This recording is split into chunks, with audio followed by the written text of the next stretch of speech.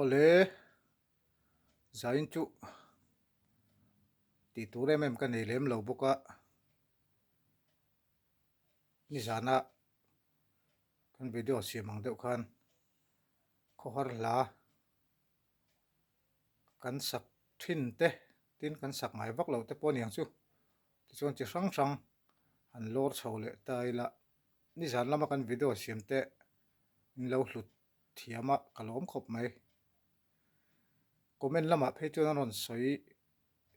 vak lova ama ro chu private in phone call te le WhatsApp lama te min rawn hrila alawm ka tia ngen na hrang hrang te rot na hrang hrang te rawn oma theiang to ka ti hlotlin chho zel kan an tumanga thenkhat chuan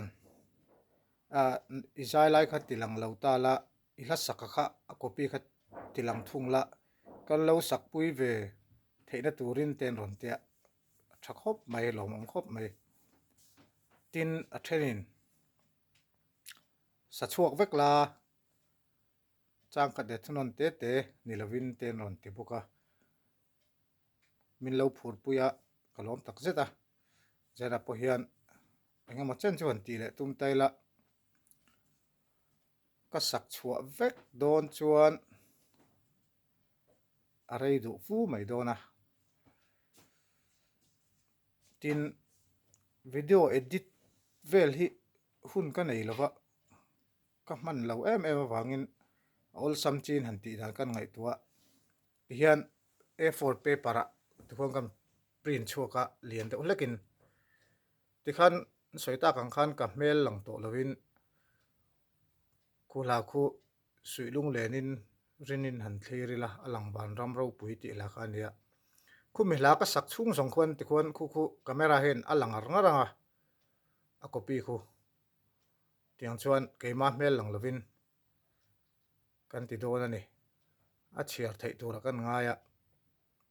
in lo sak pui ve du pon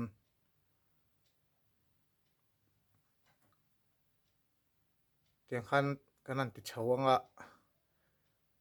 avaya sak chhuah vek dawn chuan la som panga bol vel te kan sak chuan dar kar hol mai dawna then khat tanin om te pawh lo ni ve theia kanan zai chhawanga entir nan khung hla te pawh khu chang khat le thunon khu sataila chang hnina lutila thunon lut lovin chang thum na khun zom le taila ka tiang khan chang hni le chang thum chang li zom ang chi te pon a topa a thunona kan lut lenga ka tiang deuh te pawh khan ti chho tum taila a thawme hei kan keyboard hi kan lo met khat deuh hleka kan lo tum khat deuh hleka a ri thei lo te pawh lo om nual mai ala zai pui tlak emang chu maw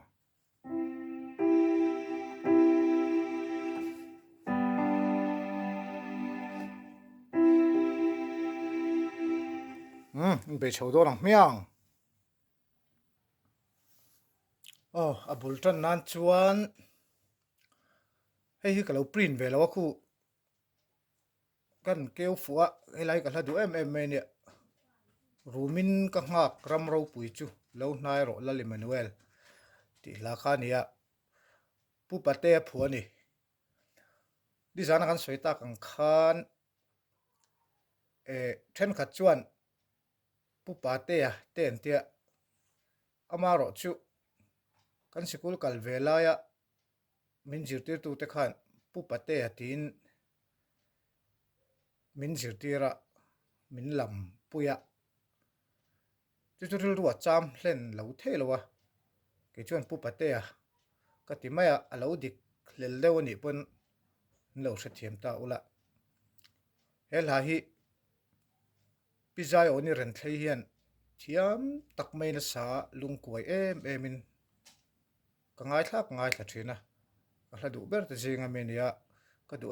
lai po chang lina isu min ka in min hruaila i hmangai tuipui kan lu tang zion khori le ram thiang hlim mu kan nuame lalpa helai chang hi ka du a hei hiam bul kan an tran dawn ani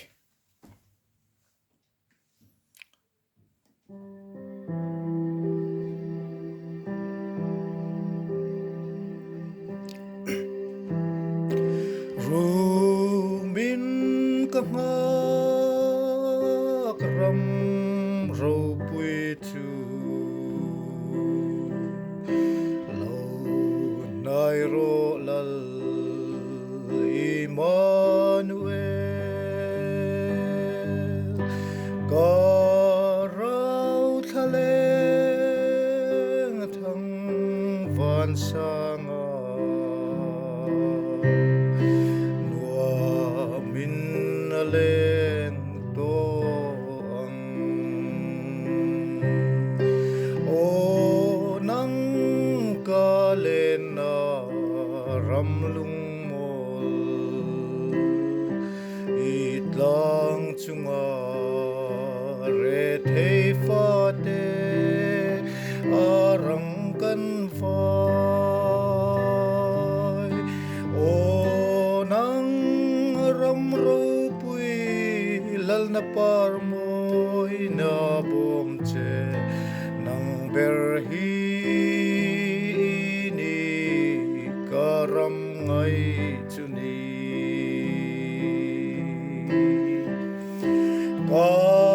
rau thaleng lei hara parangin chul ri ma sela lom naram thiang lim thlen huna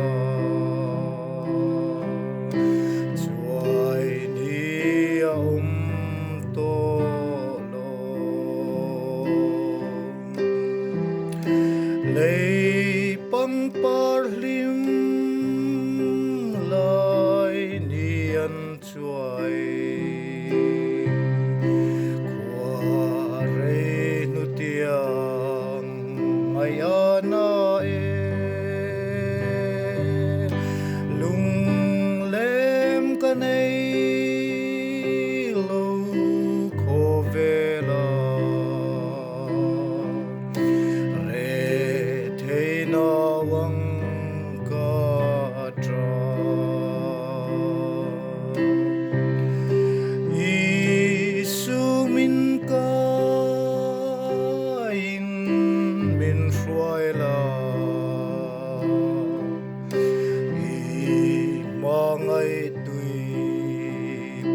kan lutang zai on khori le ram thiang lim mu kanwa me lal pa o nang ka lena ram lung lang chunga re thei fa te arang kan vai o nang ram ro pui lal na par moi na bom che nang ber hi ni karam ngai chuni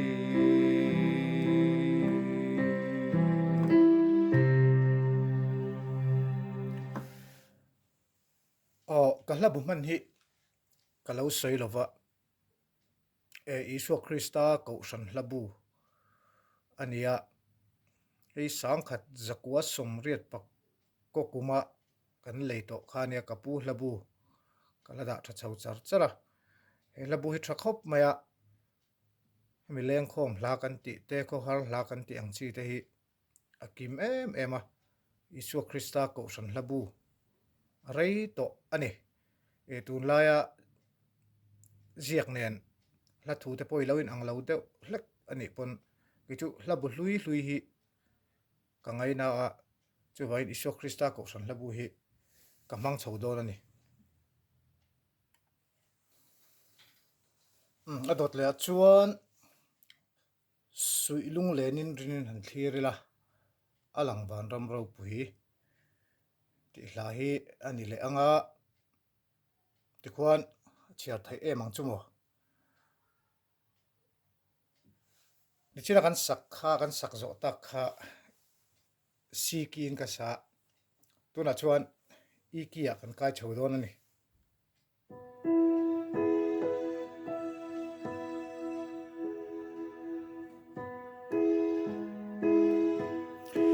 sui lung lenin rinin han thirila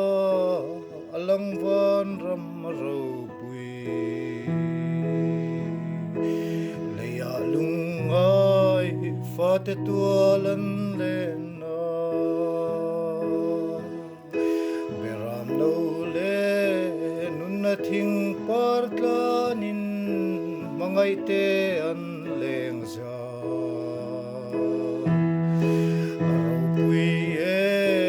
lomini zayang oti sen lu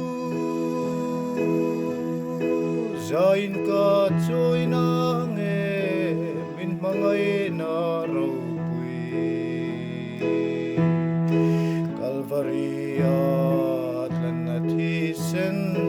zain ka choina nge harin din kim han do nila lom na lo nai thui mangai tu thi sen zara lom na chu kan van nei le pathian fa te chuan Christian min vua ta khi kim chu rong bol na hi ani o thi sen lu zain ka choi na nge min mangai na ro kalvaria tlan na thi sen zain ka choi na nge chanto ka lom na ro pui ber chu mangai thiang limani pathian fa le rong bol tu ni na ne min wal hi min keima a hian thok la o kalal pa du ta che tharau chan dam turin o thi sen lu zain ka choi na nge min mangai na ro pui kalvaria kan thi sen zain ka choi na nge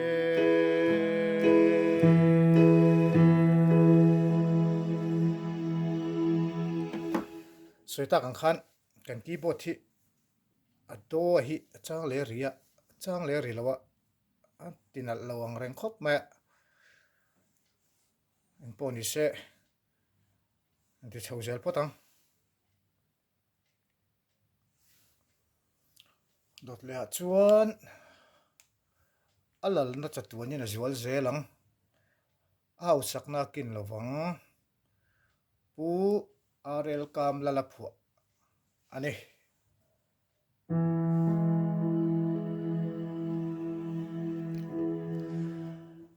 alal na cha tuani na zual zelang hau sakna kin lovang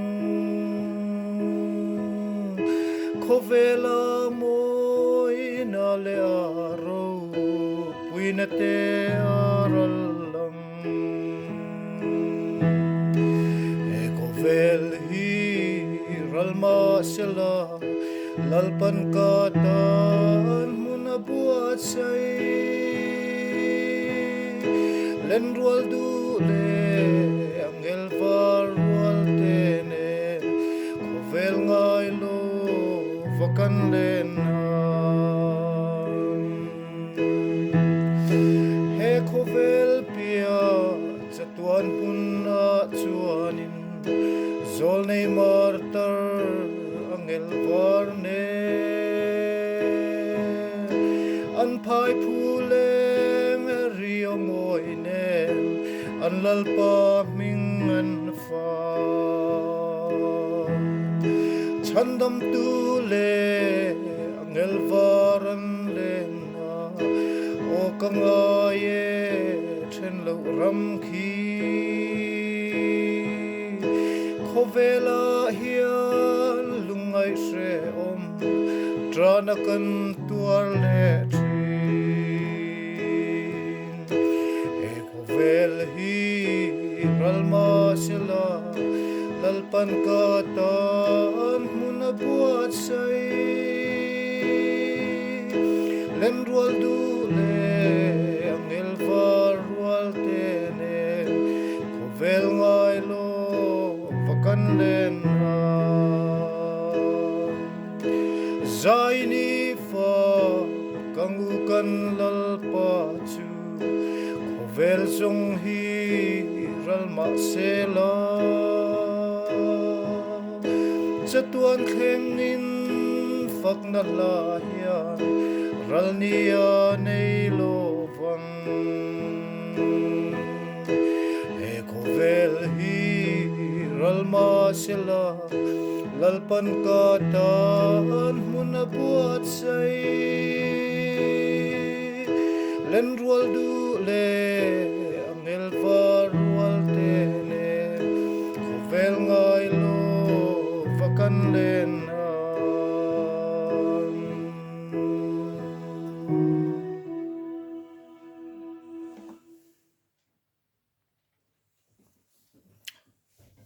adot le chuan achatuan rolo tumini be zelang lungai na lo len lai hian ka kianga om zelang cho ka chandam tu du tak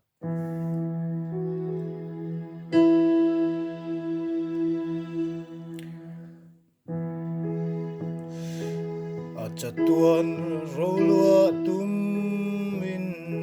ni be zelang lungai na alo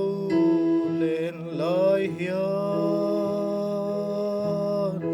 ka kianga om zelang cheo ka chandam tu du ta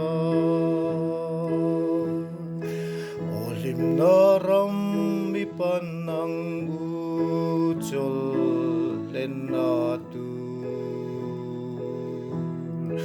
o kanga ye then te zong kim na tu ram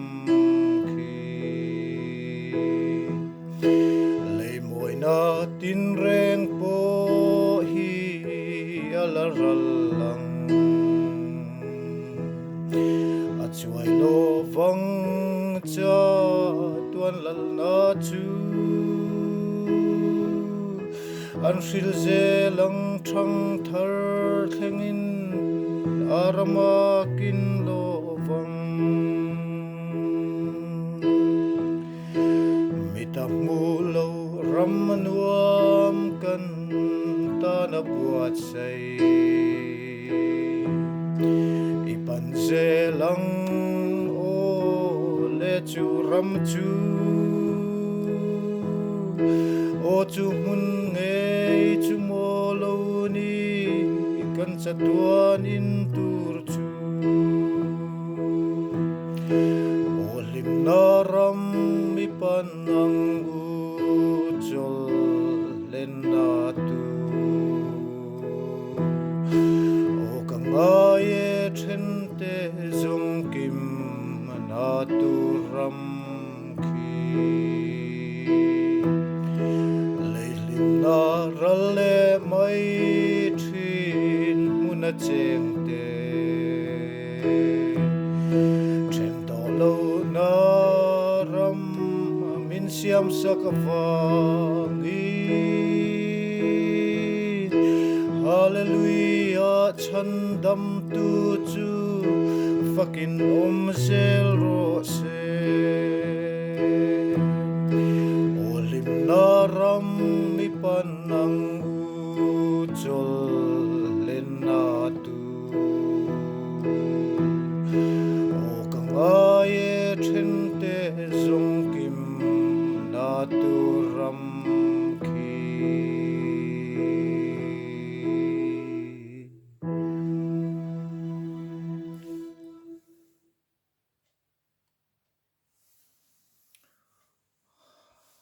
dot lea chuan tuna boina tlang chipa dingin ngak lelin khothiang hlim ka thlir tun thlenga ka ngil lo lungdu te puan var sina an len na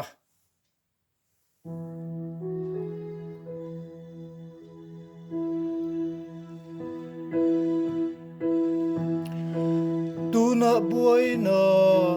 tlang chipa dingin ngak lelin kho thiang hlim ka thlir tun thlenga ka ngil lo lungdu te puan var sin na an len na min har su la o ka ngak che ka tra na ram zau ma se la lantenen ba lovakan zai nan mun ral muang chu min then la o katan ko vel hi har ma se chatuan khua lovar hunin boina zong hi aralang anti ka nga kang ni ro pui chu arai lua e katana buaina chuai mai sela le pang par hi mu kanua me tlante tualena lungdu zong an kim to ang dam lai thaler hi kapel hun chua van mi telo ma an lena o then lovin chol na thing hlim ma bang lovin kan zai pui ang min har su la o ka ngak che ka tra na ram zau ma se la lantenen bang lovakan zai nan mun ral muang chu min then la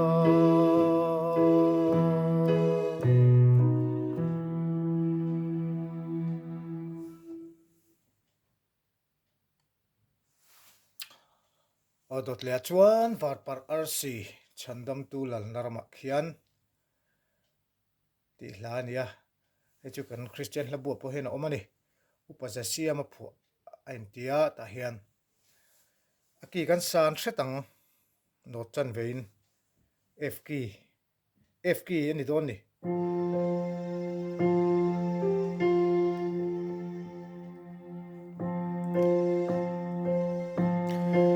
var par arsi chandam tu lal narma khian leilung ai buai na se om zong ne dam lai chum pui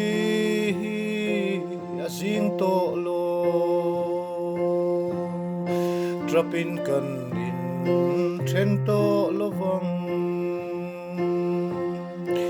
lili par le ro pui na eng zam vel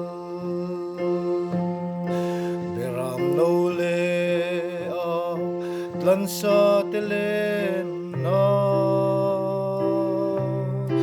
van ko ther le angel varnen mukachak eme hirte ropui na mun han thleng ta te chuanin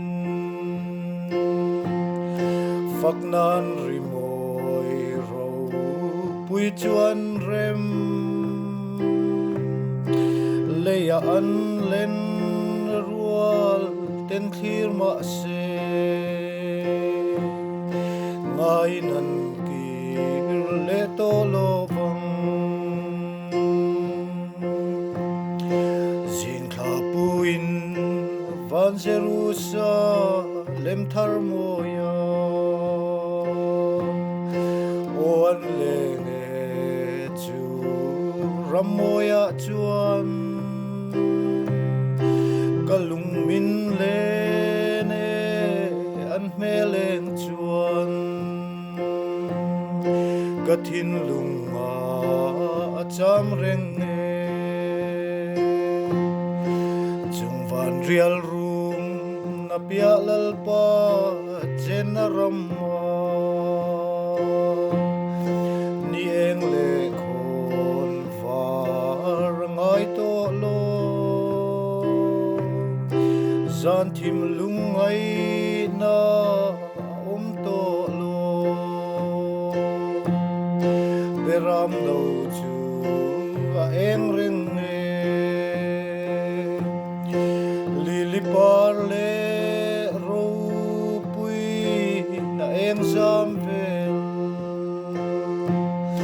beram no le a tlan sa telen na van ko ther le angel varnen mukachak eme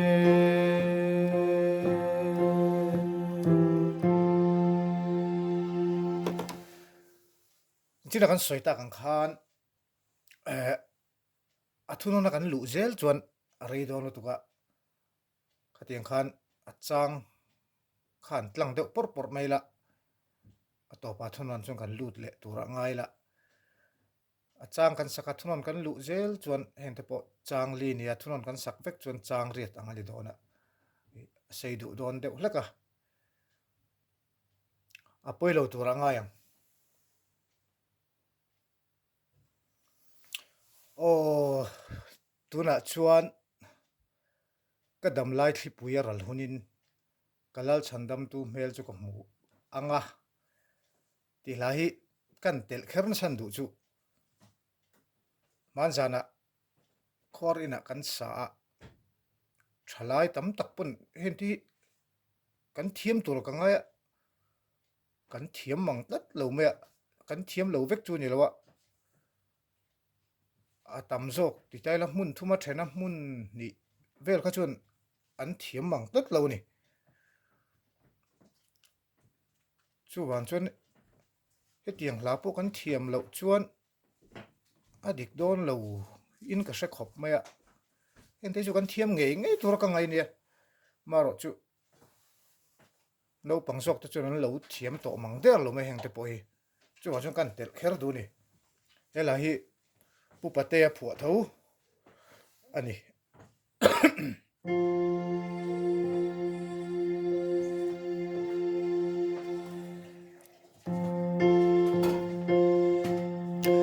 kadam lai thi pui aral hunin kalal chandam tu mel chuka mu anga chuta kalom na chuai lovang amela van pang paravul reng anga onun na thing izar nuaya vanangel rual liminan le o chuta kan la chol ve ang Israel tlang thiang lima chuan chu khopui moi thi rakarum na chuan lungai buai na thina thlen thei sela lanna thi sen zara lungdu te khovela hian o kalo then to anga ikal zelang o zayon fate kan zalen naram ropuya nai ta e tuna lungai tra le buai na hi kan lom na pang pa ra an la vul nge yang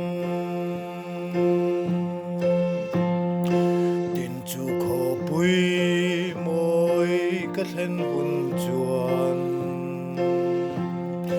kan le na ram re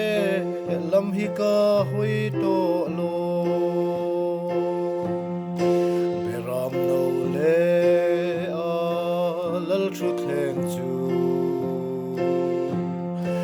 en nom mak tak le kalom na ti kim tu onun na thing izar nuaya vanangel rual liminan le o chuta kan la chol ve ang Israel tlang thiang lima chuan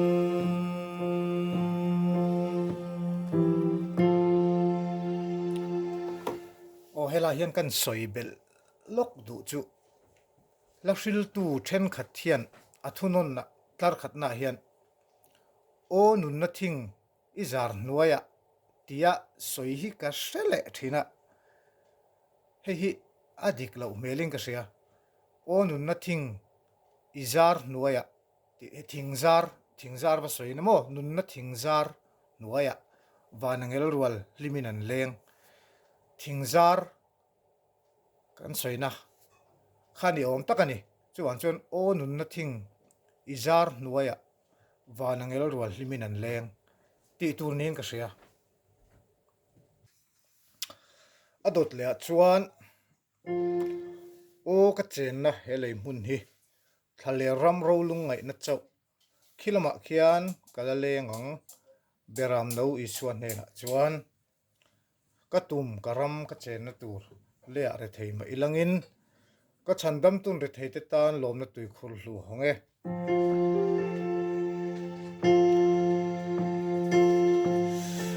o ka chen na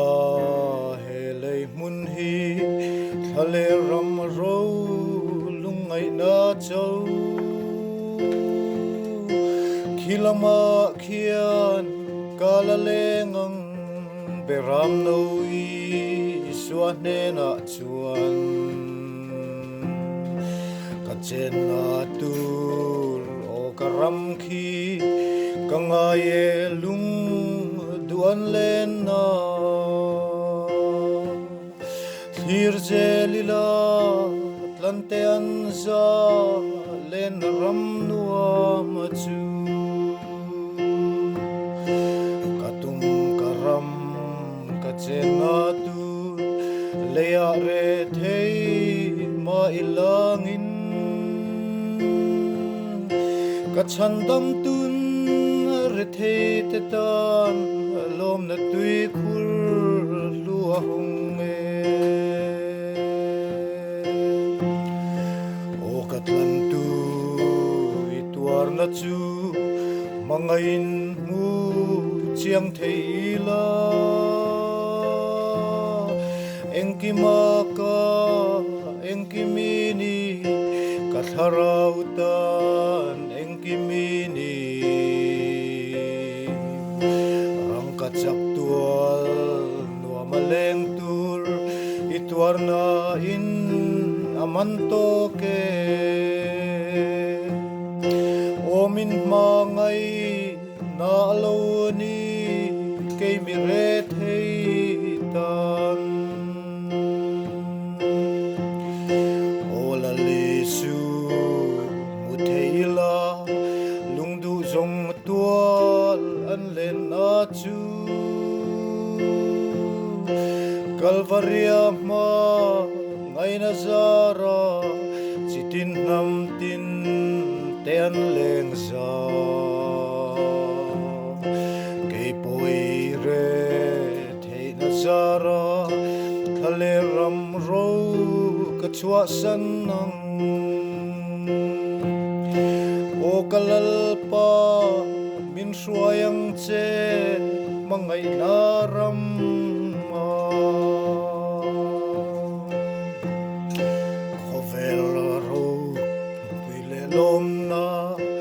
aral selang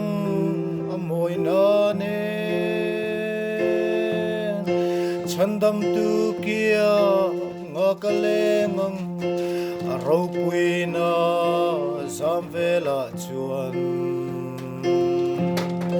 leilom na te kangai lovang tinamangay chunga chuanin Satuan lom hla kan sato ang peram no ma katum karam katsen natur leya re thei ma ilangin kachandam tun re thei te tan lom na tui khur lua hong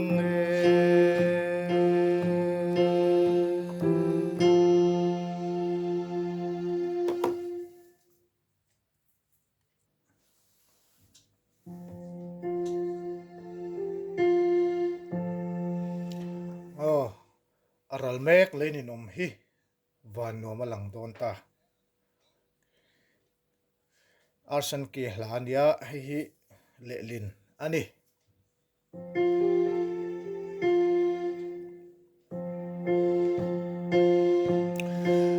aral mek lenin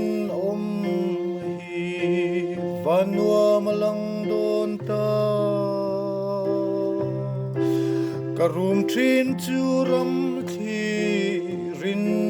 lo lang tu ram moi khi leja nangin thim ma se ro puina en vel ram anai mek rang ka chak tual Immanuel ram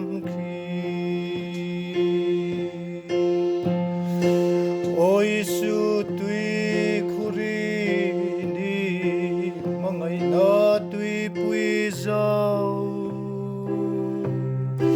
katem trin helia hian avana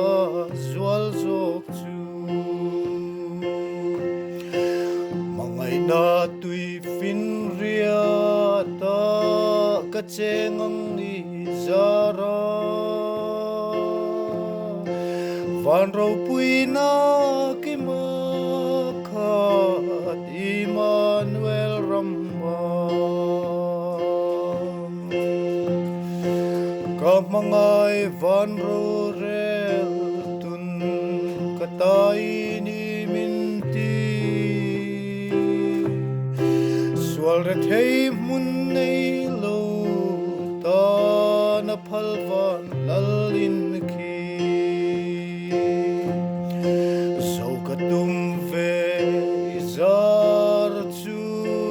Chatuan hundang ava Ramnit la lo beram no En vel ram lo chu Movin mo nei tu mel cho At hirang in kay po Mukachak ho pui mangai na lal mel chu chan tur lal lu khum ain kangai lu pe tu chu khoro pui na chan ber chu beram no ani awan tha em helai ka tu em mai boka an soi zui lokila hei veng sang sang kho sang sang a hian kan thuk dan hi ain ang lawa hei kanan tran ta ral mek leinin om hi vanu malang don ta helai chi hian then khata chuan kho then khata chuan ka room thin chu ram thi rin lo lang tu ram moi khi antimaya anal ponal letling viewing ka sia khung kan kholui reek lama te pawh hun chu ting chuan kan sa thinin ka sia maro chu aizola hi chuan luang mola kania luang mola kan sak dan hi chuan ka room thin chu ram thi rin kan tia hetilai ka omna a kan sak danin ka salo theilowa he bilo se thiamula helai taka hian kho then khata kho sang sang a hian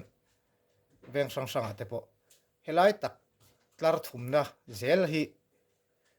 chang tina tlar thumna zel hi kan sak dan pawh ain ang lo thei ome chulai te chu kan soi zau du lokani kom har lung leng chang ni hian in ka thlir vel hele ram hi lungai chumin tlang tina bo ka thlariang lungai na vai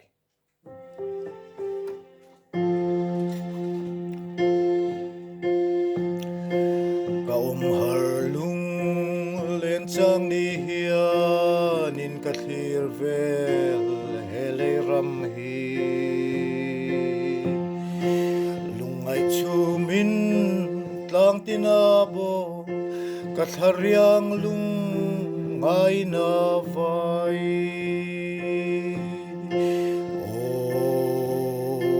min hruai la dam lai lungai chum pui jing hnuaia hian min om pui la o kalal patra lai ka banga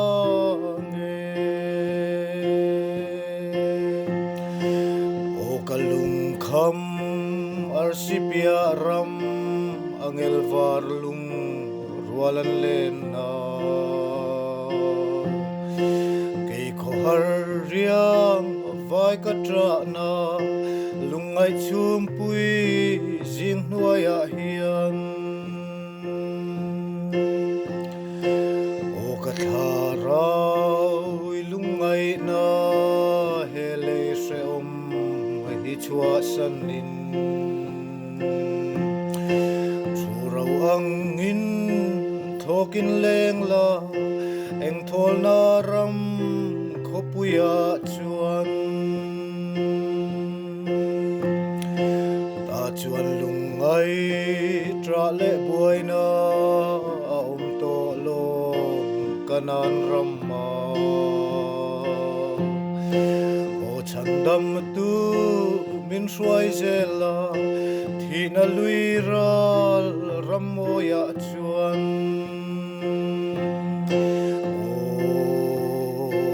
min hruai la dam lai lungai chum pui jing hnuaia hian min om pui la o kalal patra lai ka banga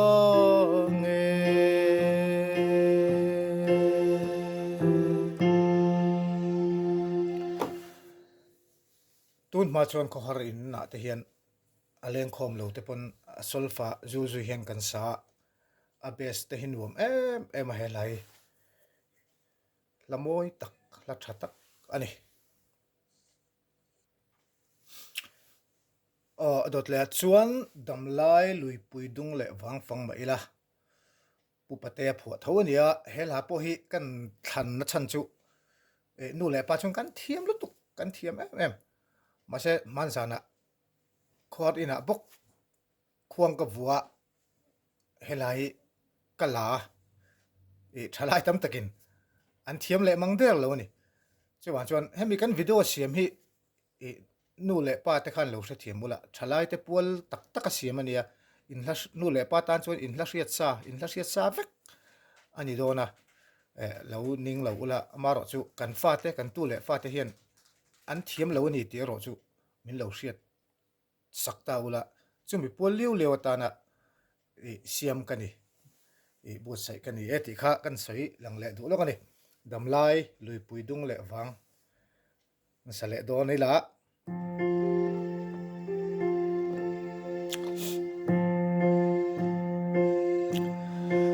damlai lui pui dung le wang phang ma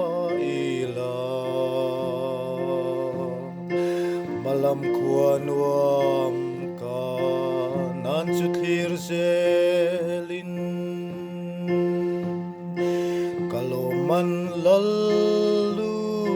khum chua nai to trapin kho vel hi kamang rei to lovang a rei to long dam chung lung ai buai na an mi ko na o chu ka hria tin lal thut pha vela an nga lel na o chuan mangai te tra na sei lua en ti ka va vai na lui dung hi sei ma se la shoi tu mar ar si chu thlir zeli la lung chol na tlang thiang lim chumin thlen de yang ta chuan ma ngai len rual ten kim to ang kapan zel don cha tuan thli phim len na chu wai lovin pang par te an vul reng ne beram no le van pang par vul reng te chu thisen wangin o kala theng ne yanga an shil lung moi tual laya ka len hun chuan nu tiang mual liam tur hi ka ngai to lo chung lung moi lal pa ram ti moi tu te chu tlai tla lo vin cha tuanin an eng ringang a rei to long dam chung lung ai buai na an mi ko na o chu ka hria tin lal thut pha vela an nga lel na o chuan mangai te tra na sei lua en ti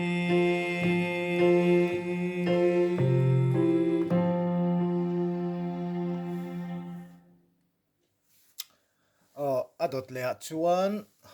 Jordan lui pi a kanin khom hunin chandam te ro puin kan muang helai kan tu em boka he po hi arsan ke la le lin lia he po hi kan thalai te chuan an thiam le mangdon lova Christian la bo te po hen oma e lim latan po hen a man thea lam pui mup the nia sakanuam em a tin tui takin lim takin muang dapin asak thei boka khor ina te hinain me em a nu le pa zinga lo chon heng te po hi kan thangam tame ulo ani hei tia video kan post sai chho vel hi e ka fa te tan po hin lu hai ti tu na po hin ka za hin lo ngai thla thapa e room atang min ngai tha e nulat lang valte pathian khoi na zara andamanga kan nei chho ve mai dona ei khor ina te po hin an kal ve tran towa boi pui te boi te po chu wan chuan ka fa te tan po hin ani ti kha kan soi duwa ani chun pathian zara andamanga an thiam nge don ka thiam tir nge don ka fa te hi heng kan leng khom la thuk thatak tak a thu thatak tak a thuk moi tak tak te hi a boral mai hi ka hlawa chuan chuan thanem ngai takin ting hian thangthar te pualin kalam buat sai chho ni ti hi kan soinon le duwa ka fa the ju ka thiam tir nge don an thiam nge don ani chuan chuan e mason nan lo mang sam te ti kha akara hin kan zep tel le du lo kani kan saliang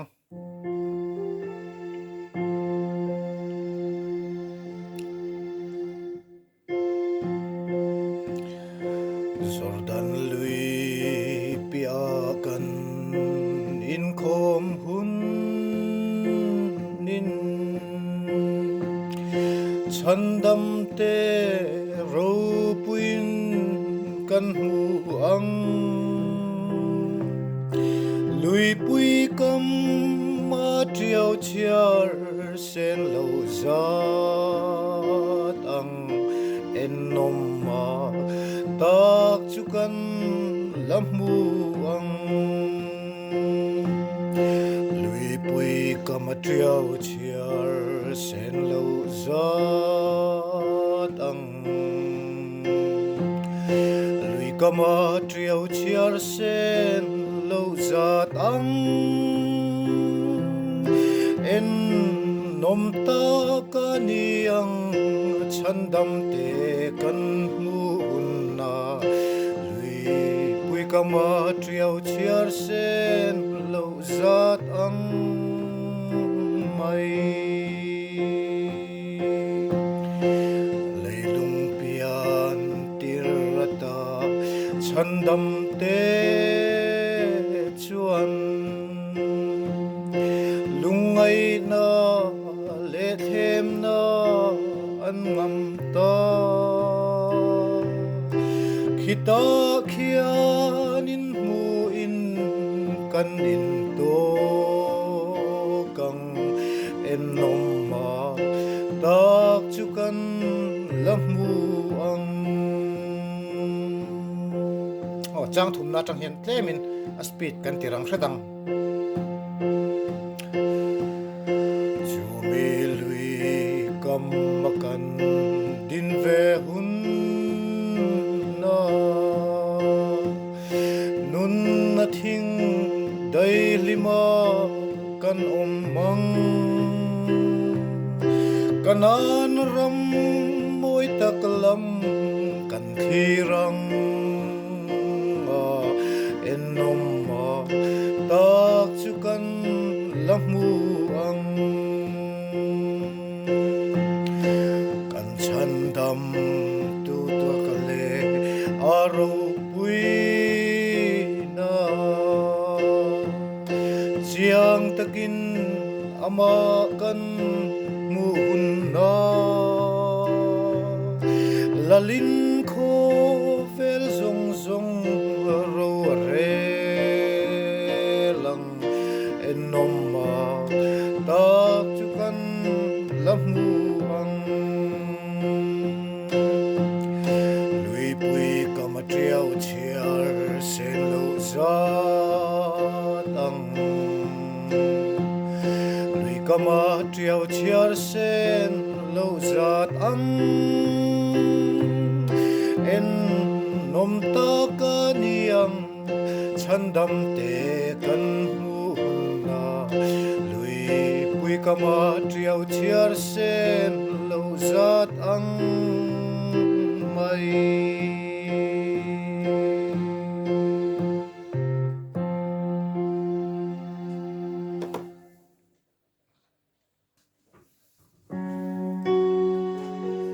dot le chuan a thlan nuai dai lim nuama chuan chandam fa ten la cholang an hma a chatuan hlim na chu an hmu hunin an lom to anga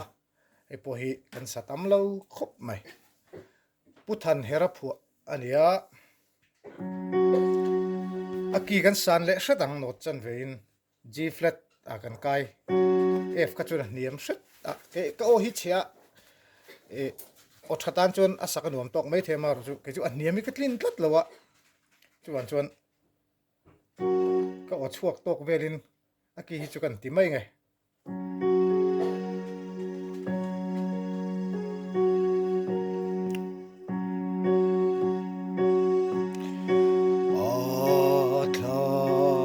nuai dai lim nuama chuan chandam fate an la cholang an ma a cha tuan lim na chu an mu hunin an lom to anga an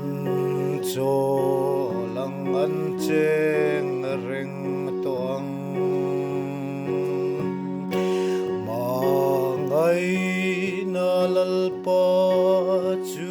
fakin cha tuan thleng in an hlim fo vanga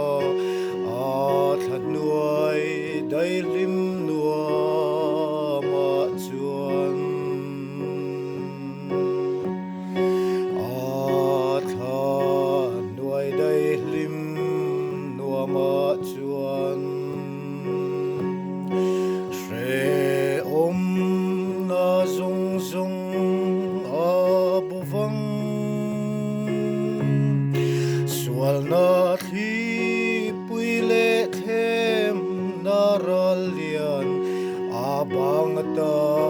kho pui mo ya chuan a tha nuai dai lim nuama chuan tra le lungai reng a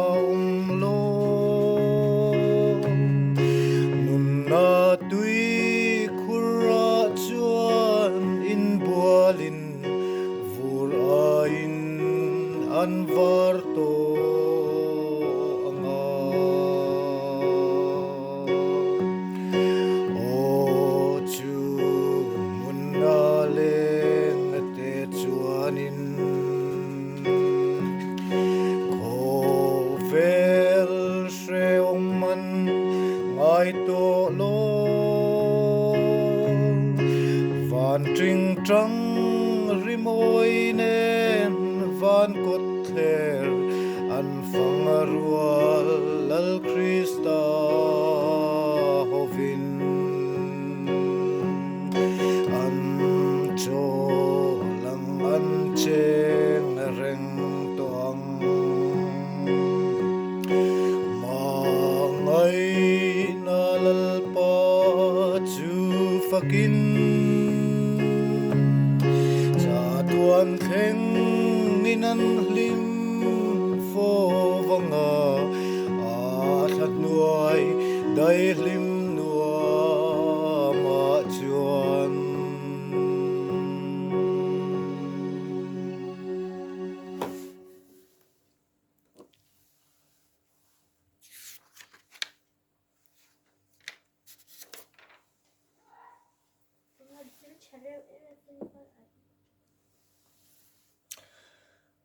at top nan mang toila hi pakhat then tile ramila o nang kan lalpa le kan pathian du ro puina te choi moina te thil ti theina te chu I fel na wangin mutla ilo ni ei chu thu puan rai mai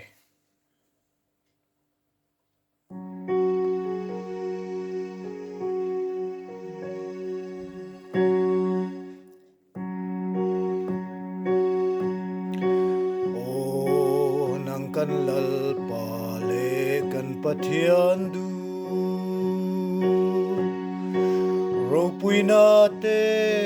choi moina te thil ti theina te chu I fel na wangin mutla kiloni nangin engkim I siama I du avanga le siam chu an ni vek si beram no an tha nu a chuan lal tru thenga thu in he khovel ro hi arel don angel varten anti chang hina train kan tran lenga ka duai niam tlat not chan vein aki kan san le lok ngai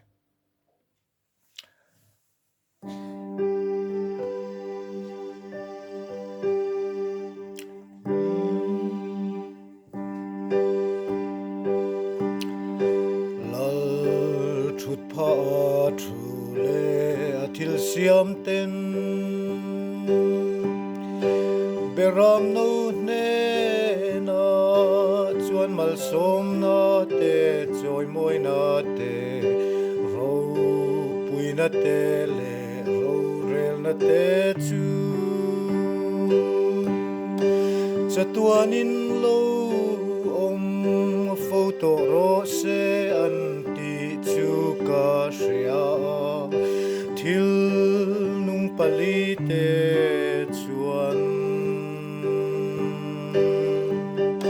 beram no an tha nu a chuan lal thu thenga thu in he khovel ro hi arel don angel varten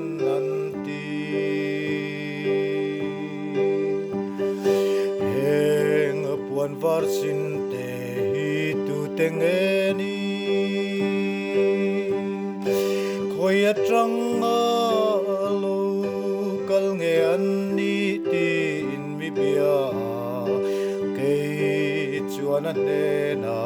I ria kaloti anin ka ne na heng hi shre na sa ta ka chuak te kha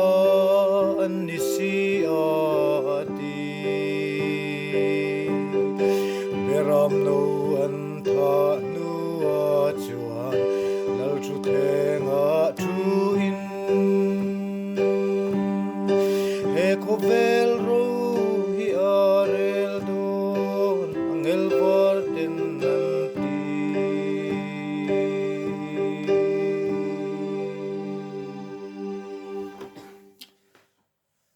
le ti song kha tun tuma tan chun le phot sela hei then khat du tho deuh thlei chuan I fapa ki bot tum tirla khuang nen tiro ten ron tia ama ro chu boi pui la no pang deuh hleka heng lai chu ala thiam lutukin karing lawa an rem em tur chuan tiang hian manin kan tile photanga ale pek zela te po ti chho zel kan tumanga kan soita kan khan comment lama te po hian ron soi hre su adik lo ka sadik lo palemo chu ti chu kha ti jok khani se han ti ang chi kha soi sel na ang chi po kha ron ti hre re na su tin thuron te po mi ron pe zel ula khang kha kalom em em zo kani kalau in siam that zel nan le ma ka son zel nan ke po comment kha ron hre lo ula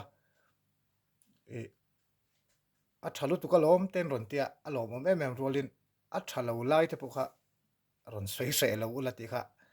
kan soi dua ei zante rei me do na tun tu matan chuan khati zong khani sela pathian zara kan damanga dang te po kan ti chho zel tura ngai la thange ma tha vek ule